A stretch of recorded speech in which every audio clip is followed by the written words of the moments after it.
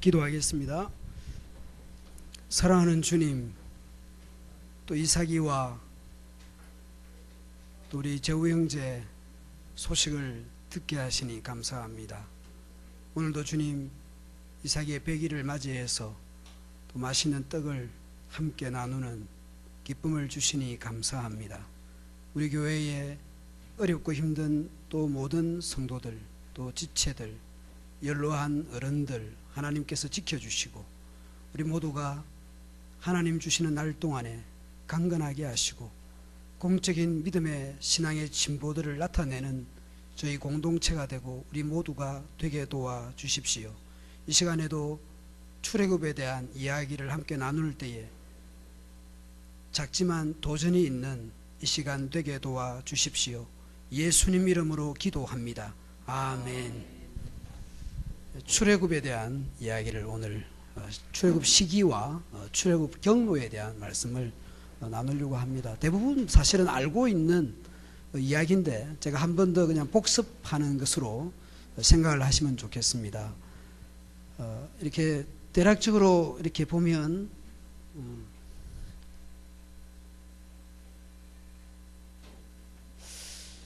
우리 교회 이게 아마 조금 약해진 것 같아요. 제가 보니까 우리 지금 영아부실이나 유치부실이나 중고등부실에 있는 것보다는 조금 더 희미한 것 같습니다. 이 1월 14일 그때의 유월절을 지키고 이렇게 람셋에서 출발을 해서 숫꽃, 에담, 이제 마라, 엘림, 신광야에는 2월 15일경 이것은 출애굽 이렇게 할 때에 유월절 지키던 그 해에 그것을 첫 해로 보는 겁니다. 그래서 2월 15일 날 신광야에 이르게 되고 르비딤을 거쳐서 시내산에는 3월 15일이라고도 볼 수 있고요. 나중에 조금 살펴보겠지만 3월 1일이라고 적혀 있는 데도 있습니다. 그것은 조금 어떻게 보느냐 조금 다를 수 있는 부분인데 여하튼 어쨌든 3월쯤에는 이제 시내산에 그래서 한 2달 정도 만에 이제 출애굽해서 도착한 것으로 보여지고요. 그리고 시내산에 도착해서 우리 지금 민수기 묵상하고 있잖아요. 민수기 어제 본문이었습니까? 어제 10장 11절 여기 보시면 2월 20일 이듬해 2월 20일 날 2년째 2월 20일 출애굽한 지 시내산에서 출발합니다. 그러면 3월 1일이든 3월 15일이든 시내산 도착해서 거의 11개월 정도 이 시내산에 머물게 됩니다.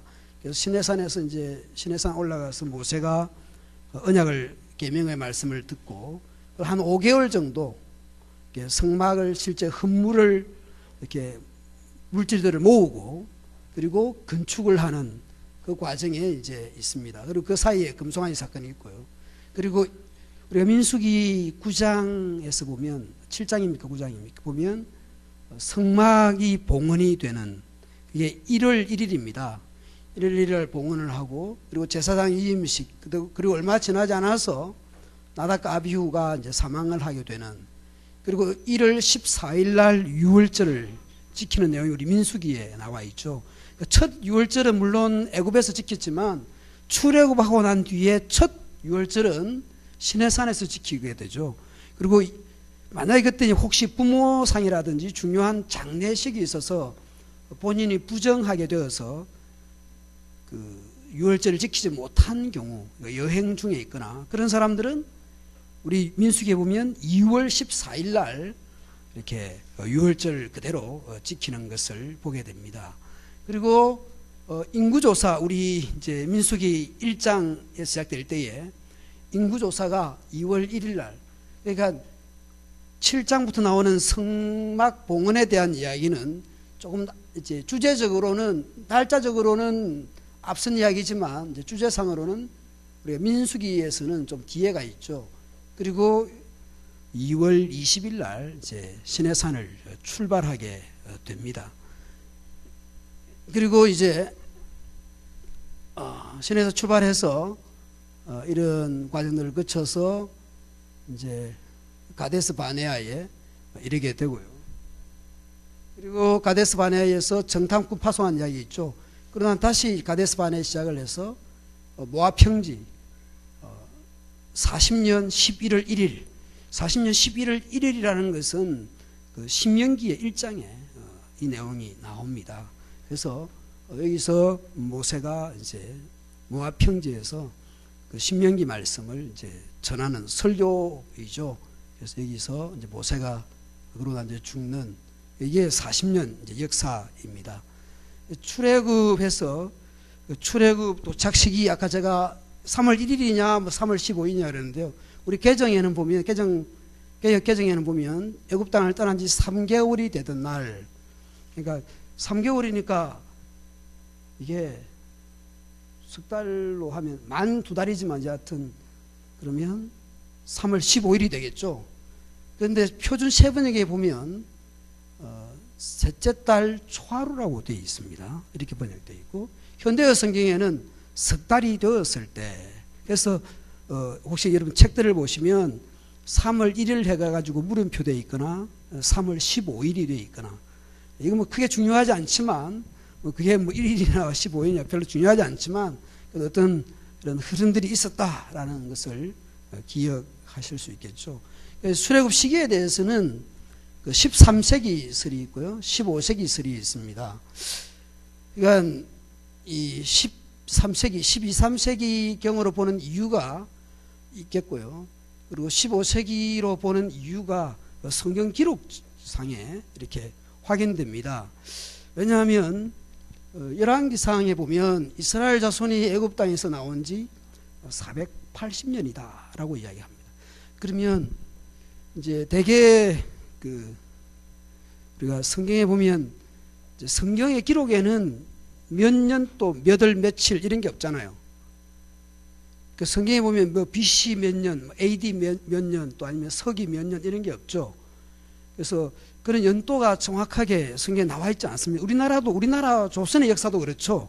뭐 이모년, 뭐 갑신년 이렇게 돼 있지 뭐 몇 년 또 이런 게 나와 있지는 않습니다. 그러나 이제 그거 추정하는 방법은 중국의 역사 기록하고 우리나라 역사 기록에 대조해서, 또 아니면 일본의 역사의 그런 것들을 기록해 볼 때에 이때 이게 몇 년도다라고 하는 게 나오죠. 그죠?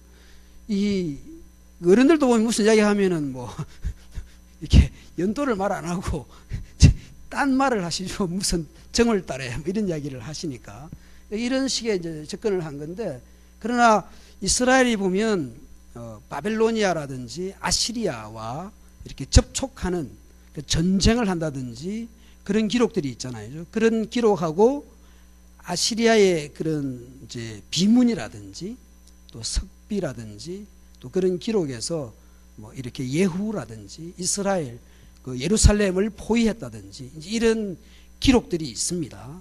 그리고 그 기록 내용하고 성경의 기록에도 같이 나오는 같은 사건이 있습니다. 같은 사건에 대해서 이렇게 입장에 따라서 조금 다르게 기록을 할 수 있겠죠. 그런 기록들을 찾아보면 그런 기록을 추적하고 그 다음에 뭐 누가 몇 년도에 누구가 몇 년 동안 왕노릇을 했다 뭐 이런 것들을 이제 성경에서 종합하고 취합하고 정리해 보면 이렇게 이 성전 건축이 대략 BC 966년 경에 시작된 것으로 봅니다. 이걸 이제 계산하면 BC 966년에 이제 성전 건축되었으니까 나온 지 480년이니까 BC로 하면 얼마 됩니까? 몇 년 되죠? 예, BC 1446년 경에 출애굽했다라고 하는 것이, 그래서 15세기 설이 가능해집니다.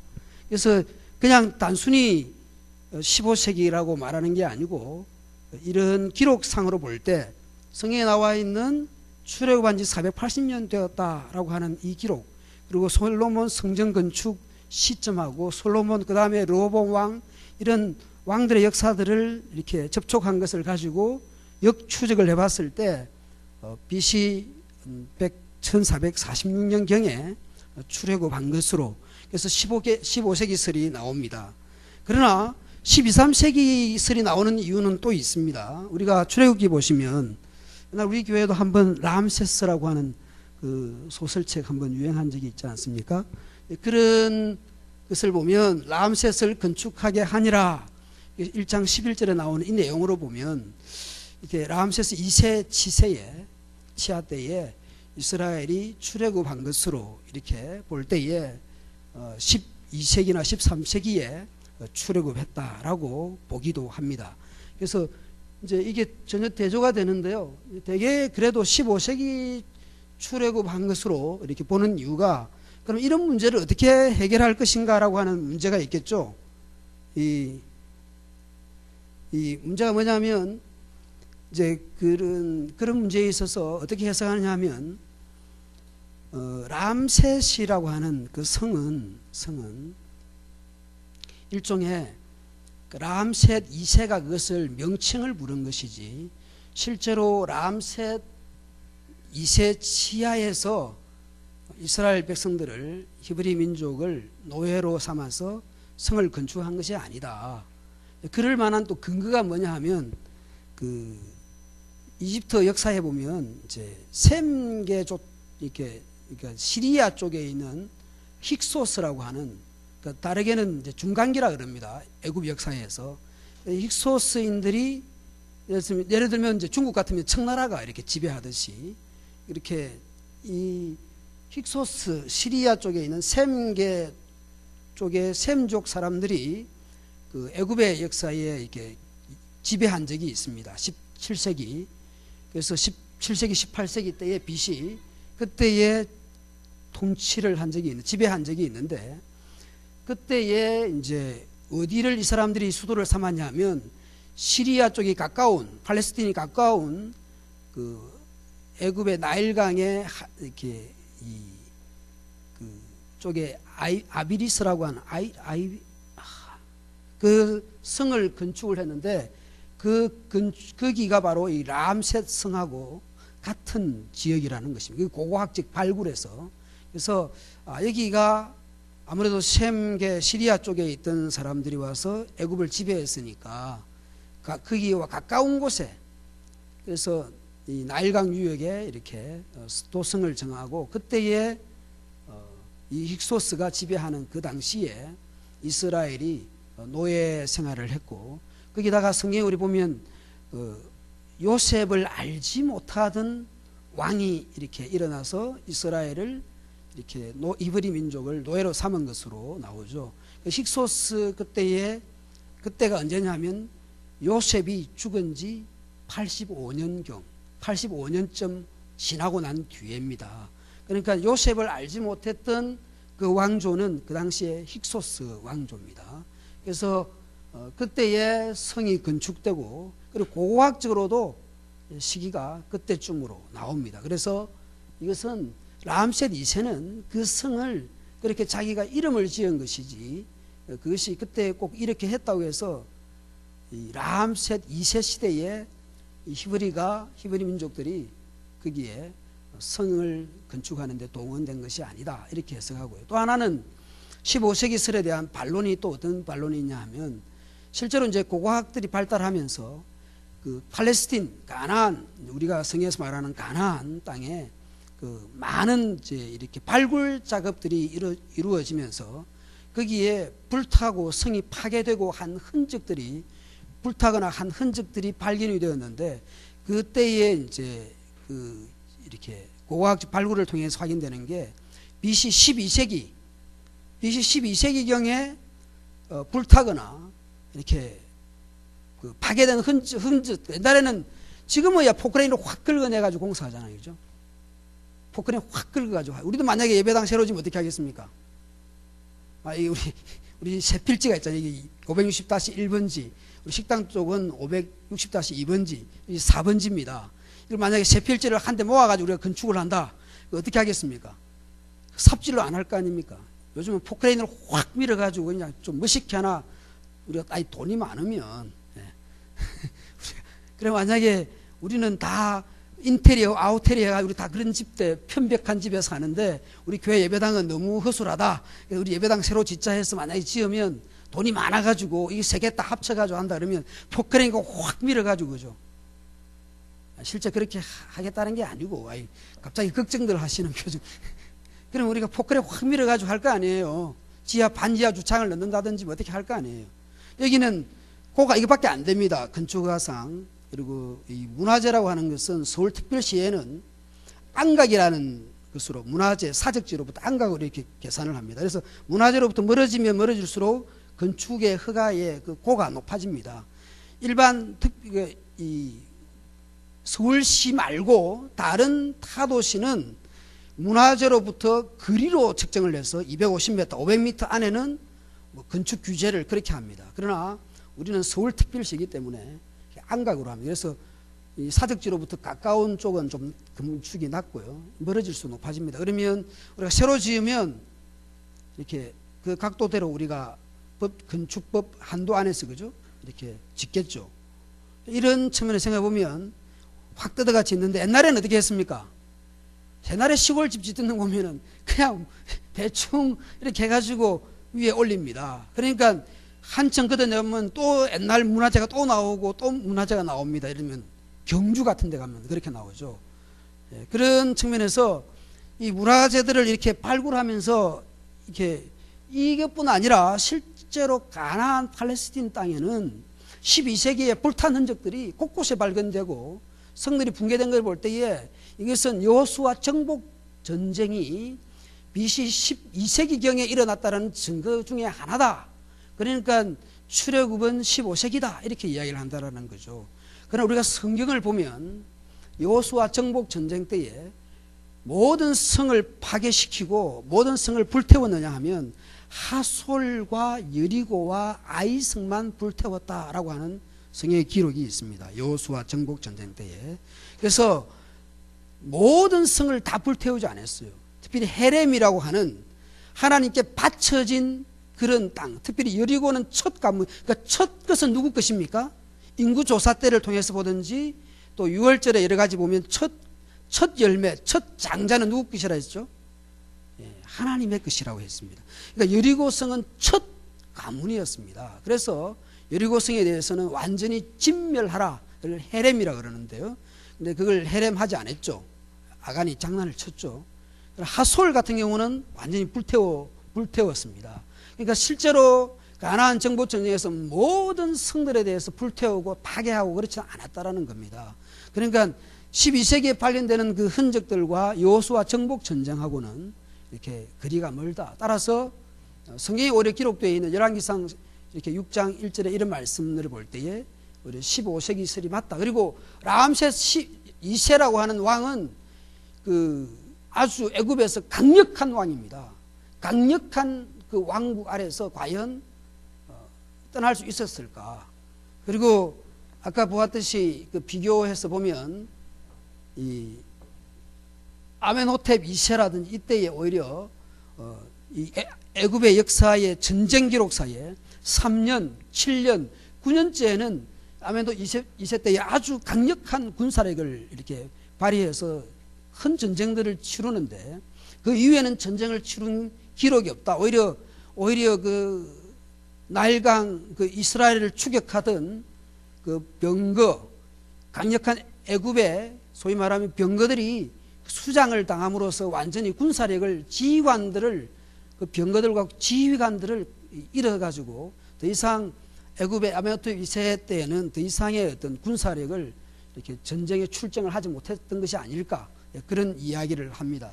라암세 과연 2세, 7세 때에 과연 그렇게 강력한 군주 아래서 탈출할 수 있었을까? 오히려 그런 반론들이 있어서 이게 설이라고 하는 것은 뭡니까? 증명 가능합니까? 안 합니까?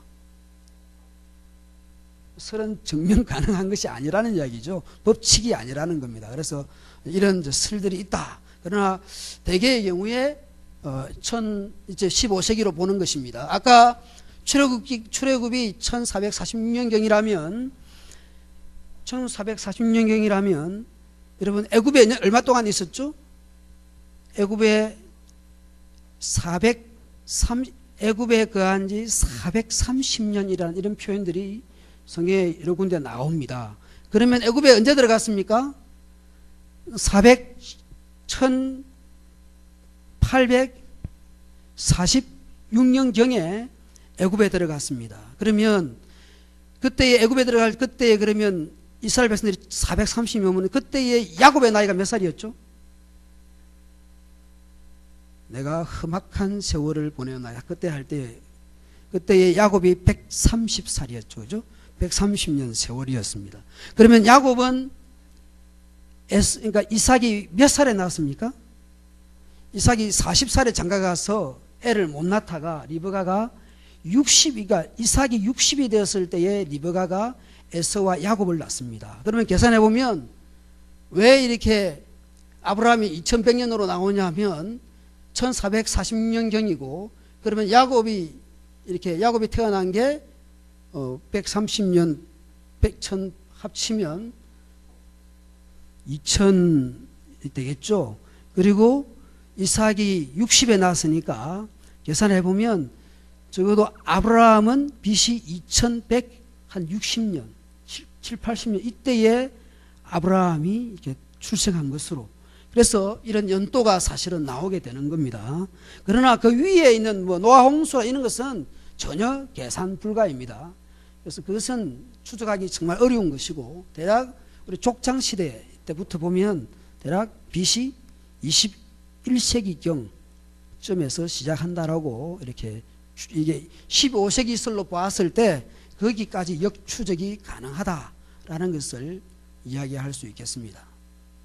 이제 혹시 출애굽 경로에 대해서 최근은 아니지만 엄청 어두워졌네요. 혹시 우리 교회에 나오시는 김성학 집사님 말고 김성학이라는 분이 떨기나무를 통해서 이렇게 발표됐고요. 사우디아라비아에 있는 사람들은 아주 이렇게 이분이 사우디아라비아 왕자의 그 주치를 하게 되면서, 사우디는 지금도 일반인들이 지금 우리가 관광비자로 못 들어갑니다. 그런 나라인데 이분이 여행을 하게 되면서 간정 형식으로 이야기하면서, 이분의 주장은 뭐냐 하면 이스라엘 백성들이 고센 출발해서 이곳을 이렇게 걷는 게 아니라 여기를 걷는 것으로, 여기를 건넜다고 하는 여러 가지 주장이 있는데요. 이쪽에 사실은 이제 실제로 저 구글 사진을 보시면 여기 아주 넓게 되어 있습니다. 여기에 적어도 200만 가까이 사람들이 진을 쳤을 것이고, 여기를 추적해 왔을 것이고, 그리고 여기를 건넜을 것이고, 여기가 시내산이다. 그동안 우리가 알고 있는 여기가 아니다. 이런 이제 주장들이 있어서, 이 사우디아라비아에 이제 있는 사람들은 이분의 주장 때문에 아주, 그래서 저도 아는 분이 한 사람 있어서 저기 홍해 사진 좀 찍어 보내라 그랬거든요. 보냈는데 별로 이렇게 이걸 관찰하는 도움이 안 됐습니다. 그래서 상당히 이분 주장들이 르비딤 바위가 쪼개진 이제 한 21m 높이 정도 되는 그런 바위 산도 이렇게 사진으로 보여주기도 하고요. 이분의 주장은 지금 우리가 일반적으로 알고 있는 여기가 시내산이 아니고 여기가 시내산이다. 사우디아라비아 쪽입니다. 그래서 이런 이제 주장을 하는 이야기가 있다. 그리고 모세 아버지 이드로의 집, 이것은 사우디아라비아에 있는 사우디아라비아 쪽에 사는 사람들은 이드로 집으로 이렇게 실제로 이렇게 알고 있고, 제가 아는 이종도 이렇게 이야기를 하더라고요. 그래서 그런 있지만, 그러나 이제 사우디에 있는 사람들은 이제 이렇게 좀 접근이 좀 불가능하고, 그리고 아직 고고학적인 그런 고증들이 되지 않아서 처음에 이 주장이 나왔을 때는 상당한 센세이션을 일으켰다라는 이야기를 했습니다. 이런 주장이 있다. 그리고 정확하게 시내산이 지금 우리가 알고 있는 그 시내산인지는 아무도 증명은 할 수 없겠죠. 그러나 대략 우리가 이 출애굽한 경로는 여기서부터 출발을 해서 여기를 건너고, 이쪽은 블레셋 해안길인데 여기는 이 수비대가 있었죠, 애굽에. 그래서 이 길로 사실은 이제 와서 여기가 우리가 통상 알고 있는 시내산, 여기 가데스 바네아, 여기서 정탐꾼을 파송하는 그 이야기가 이제 이 전반적인 출애굽 경로다라고 이야기하고, 그 떨기나무 김성학 그분 이야기는 여기에서 이렇게 건너서 여기가 시내산이다, 이런 주장이 있다라는. 그래서 뭐 어디가 시내산이다가 중요한 건 아니죠. 하나님께서 그 종살이하던 그들에게, 이게 족장들에게 약속하셨던 그 약속을 어떻게 성취해 가셨는가라는 것이 우리에게 중요한 사실이지, 어디가 시내산이다, 분명히 뭐 여기든 저기든 분명히 뭐 거기 맞겠죠. 이 동네는 맞겠죠. 그래서 그런 측면에서 우리가 이 성경들을 대할 수 있으면 좋겠고, 그러나 여하튼 여기든 저기든 정말 불기둥 구린기둥으로 보호하고 인도하지 아니하시면 힘들지 않겠나 싶고요. 그리고 우리가 지난번 어제 그제 우리 민수기를 보시면, 여러분 민수기에 보면 제일 앞에 뭐가 서 있습니까? 법궤가 있습니다. 그죠? 그리고 하늘에는 뭐 떠 있죠? 구름이 있습니다. 그리고 귀에는 뭐가 들리죠? 제일 처음에 출발할 때에 뭘 불었습니까? 은나팔을 불었습니다. 그러니까 귀로는 은나팔이 처음 세게 강하게 짧게 이렇게 하면 유다 지파가 중심인데 유다 지파가 출발하고, 그 다음에 또 한 번 더 세게 짧게 큰 소리로 나면 그 다음에는 남쪽에 있는 르우벤 지파를 중심으로 해서 출발을 하고, 이런 그 소리와 거기다가 구름이 이렇게 떠오르고 거기다가 소리까지, 거기다가 뭐까지 있죠? 잘 보면 보는 구름과 은나팔과 거기다가 또 뭐가 있습니까? 앞장서 인도하는 법궤가 있습니다. 또 거기다 또 뭐가 있습니까? 모세가 자기 장인 이드로를 앞장 세워서 우리의 눈이 되어 달라. 그러니까 모든 장치들이 동원이 되어서 이스라엘 백성들을 인도하셨다라는 것을 우리에게 보여줍니다. 그러니까 그 경로를 뭐 이렇게 증명하거나 입증할 수는 없지만 대략 우리가 추정할 뿐이지만, 그러나 분명한 우리의 성경 기록상에서는 하나님께서 그 예를 들면 15세기설로 본다면 BC 21세기경부터 계속 하나님이 약속하셨던 그 일을 430년의 그 애굽에서 그 시간이 지나갔고 했지만, 그러나 하나님께서 그 수백 년의 역사 가운데서 그들을 인도해 내셨다라고 하는 것을 우리가 주목해 보아야 될 것이고, 그렇게 은나팔과 구름과 법궤와 이런 모든 것들이 동원되어서 인도했지만, 내일 본문부터 보면 이스라엘이 어떻게 그렇게 쉽게 실패하고 무너질 수밖에 없는지, 거의 38년 가까이 37년 몇 개월 동안 왜 그렇게 바란 광야, 신 광야 이렇게 그 광야에서 헤맬 수밖에 없었는지를 우리가 생각해 보아야 될 것입니다. 그 기간이 얼마인가, 오늘도 뭐 그게 18년이냐 20년이냐 그게 중요한 게 아니라, 오늘 우리의 신앙이 과연 이들도 이렇게 그렇게 수많은 인도와 그런 하나님의 간섭이 있었지만 그들이 실패했는데, 오늘 우리에게도 이런 말씀과 여러 가지 번역의 성경과 이런 것들이 주어졌음에도 불구하고 오늘 우리의 삶에 어떤 하나님의 인도하심이 우리 가운데 어떻게 적용되고 우리가 어떻게 거기에 대해서 반응해야 될 것인가 라고 하는 것은 오늘 우리의 몫으로 주어져 있다고 할 것입니다. 오늘 목사님 설교를 들으면서, 오전에 설교를 들으면서도 내가 고하고 내가 가난하고 내가 과부고 내가 나그네인데, 그래 교회가 그래야지, 그렇게 적용하면 안 되겠죠. 그래서 우리 공동체 안에서는, 우리 안에서는 누가 고아이고 과부이고 가난한 자인가, 그게 중요할 수 있겠죠. 내가 가난하고 내가 돌아볼 대상이 되면 안 되겠죠. 그렇게 되면 뭡니까? 수동적인 신앙생활이 되는 겁니다. 능동적인, 누가 내가 좀 돌아봐야 될 대상인가, 능동적인 자세로 우리가 한 주간 살아갈 수 있으면 좋겠습니다. 기도하겠습니다. 하나님 아버지, 이스라엘 백성들에게 하나님 약속하셨던 그 약속들을 신실하게 이루시고 다양한 방법과 다양한 보이심과 들리심과 인도하심으로 그들을 인도해 내셨습니다. 그럼에도 불구하고 그들이 실패하는 것 또한 보게 됩니다. 우리 또한 주님, 얼마나 많은 성경 번역과 새로운 좋은 것들이 얼마나 많이 있습니까? 그러나 우리가 주의 교훈과 뜻과 하나님의 그 바라시는 바대로 살지 못할 때가 얼마나 많습니까? 주님께서 불쌍히 여겨주셔서 우리가 말씀에 능동적으로 순종하여 살아가는 한 주간의 삶이 되게 도와 주옵소서. 예수 그리스도 이름으로 기도합니다. 아멘. 수고하셨습니다.